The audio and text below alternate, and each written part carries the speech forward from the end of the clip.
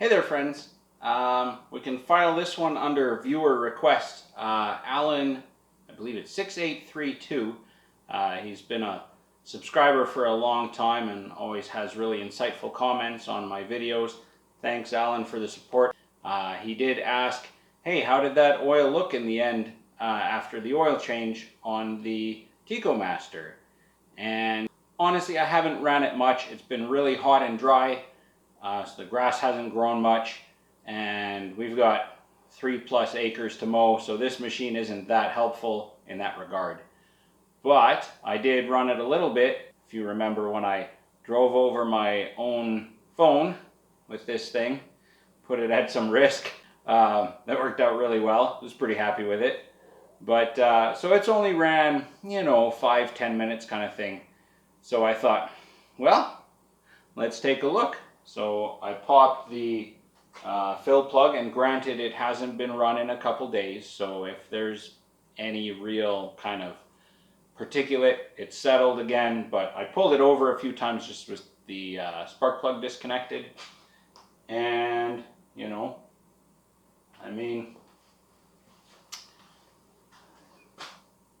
where's the camera? You be the judge, right? That looks really nice. I did tilt it kind of forward for a while so we would drain as much as we could out of it. I really didn't think that we'd gotten all of it. I thought for sure there'd be some left in there and it would take a couple oil changes to get it nice and clean, but really this looks fantastic. There's so little contamination in this. Just a really slight tighten on that plug. You don't want to go too crazy with it. Yeah, no, I couldn't be happier. So I'm pretty much at the point where I'm going to post this up for sale, and I'll let you know how things go. Cheers.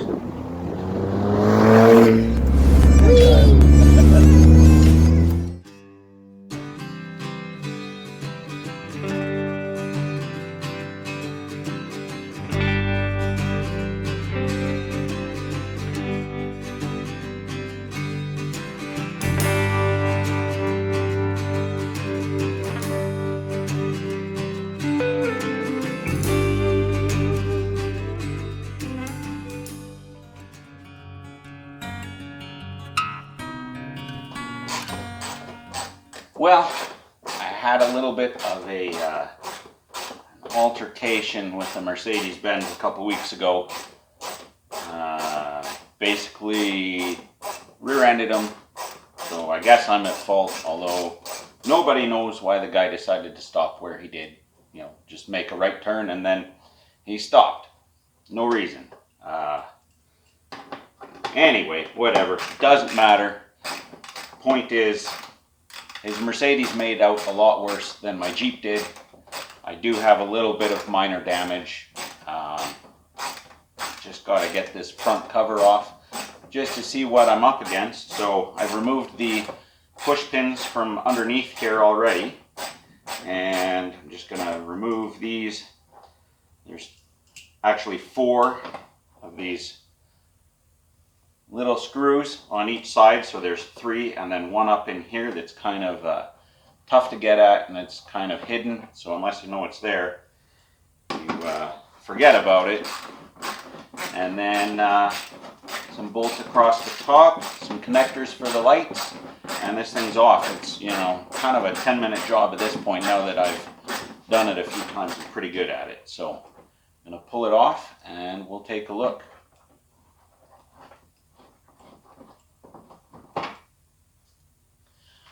I don't think I'm going to record the whole thing because I'd rather listen to some music, and I don't need any YouTube copyright infringement problems.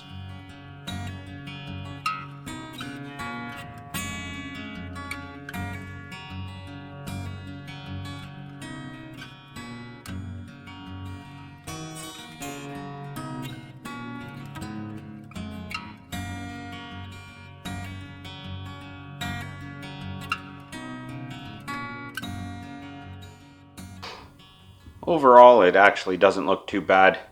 This bumper's done its job and absorbed the impact. You can see I can get you in there. The tow hook is all jammed in there, so this kind of structure has borne the brunt of the impact, but I think it just unbolts.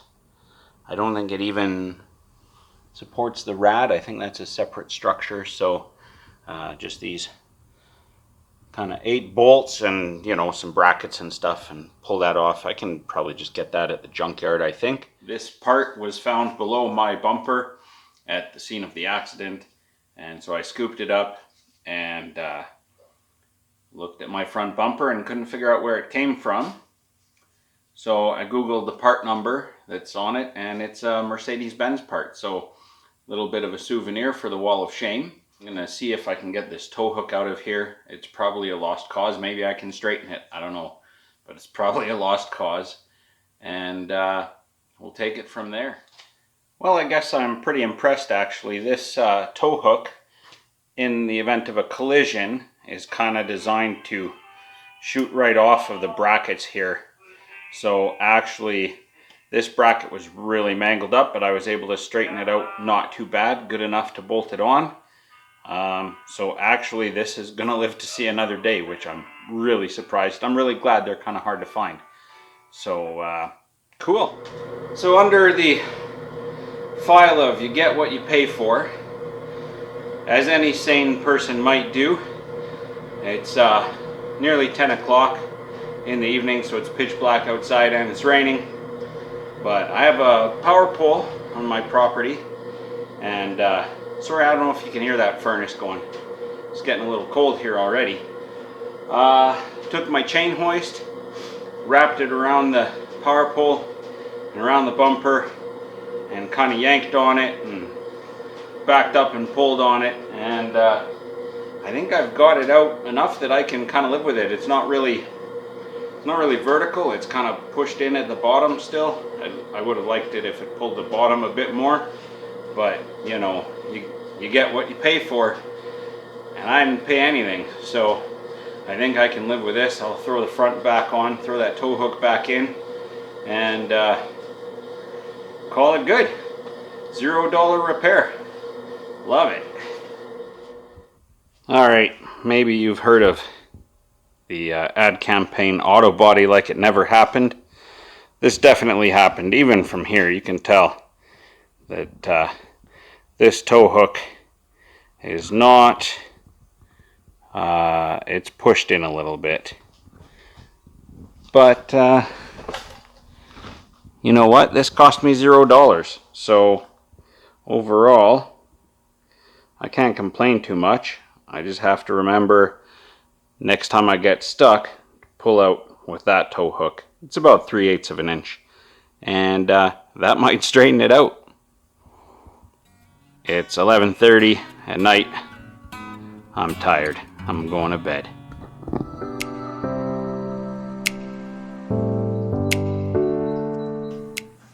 All right, come over here. Okay.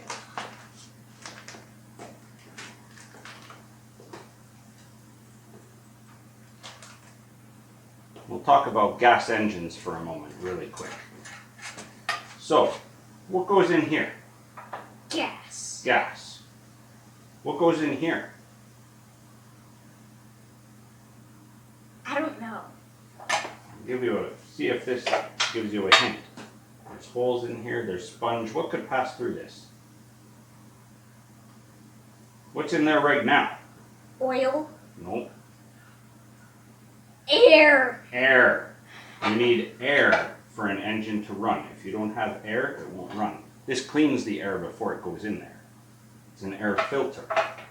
So we have gas coming into here. We have air coming into here. It goes into the engine. Then what happens? It runs. Why does it run? What do we do to the air and the gas? What is gas really good at doing? Making things run. Because if I threw a match at it, what would happen?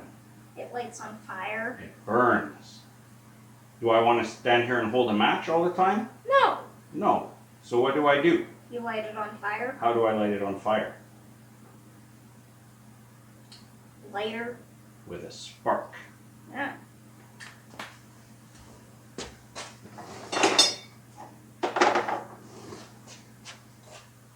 this is exactly what's in here, I think. And a little spark, this goes inside the engine, and a little spark comes from this wire and jumps across there, and that spark lights your gas and air mix. So the three things to make an engine run that you need are? Gas, air, spark. Bingo! You're already more qualified than half the mechanics I know.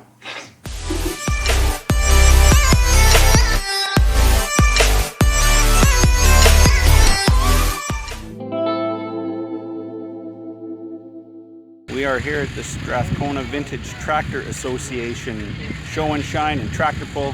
I'm here with one half of Cash and Cat Treats, I guess Cat Treats. And Pop Tech is sleeping, of course.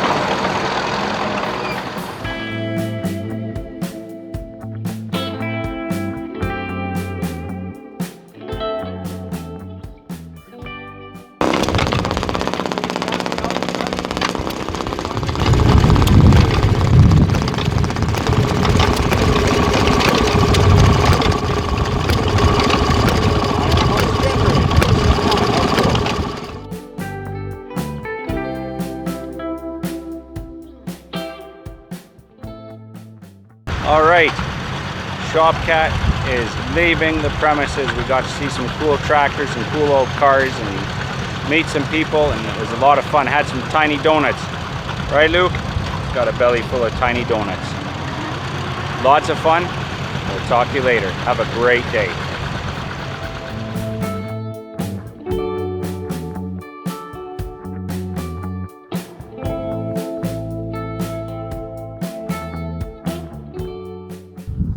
Oh my goodness, look at this little sweetheart C-type Jag.